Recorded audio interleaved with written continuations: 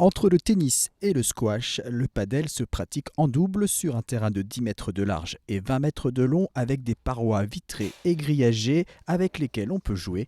Les raquettes sont épaisses et pleines avec de la mousse à l'intérieur. La balle, elle, est proche de celle utilisée au tennis. L'échange, il se déroule comme au tennis, c'est-à-dire que la balle doit passer par-dessus le filet, rebondir une fois dans le terrain adverse. Après, elle peut toucher soit une grille, soit une vitre et être envoyée par l'équipe adverse.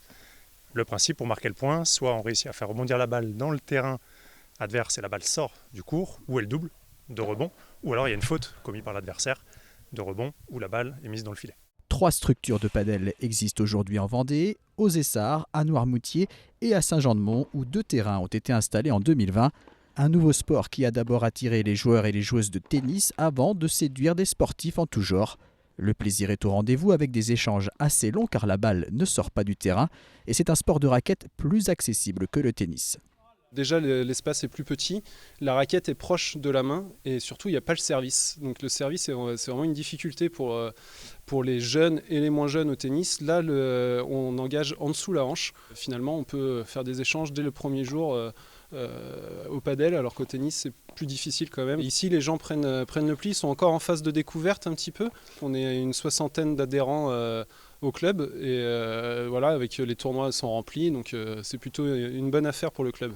La région compte aujourd'hui 900 compétiteurs et compétitrices et certainement beaucoup plus de pratiquants en loisirs. Un sport qui séduit mais qui se développe assez lentement. La raison numéro 1, ce sont les installations. C'est-à-dire que ça reste une installation qui a un coût, notamment pour les collectivités. Donc il faut pouvoir le financer. Aujourd'hui, on a un programme notamment de l'État par l'Agence nationale du sport sur les 5000 équipements de proximité qui doivent permettre quasiment de doubler d'ici l'horizon 2024 les installations de padel en France. Donc ça devrait permettre d'avoir un peu plus de structure dans la région et notamment en Vendée.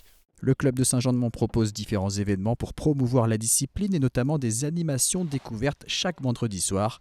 L'été et les vacances devraient être des moments propices pour tester le padel.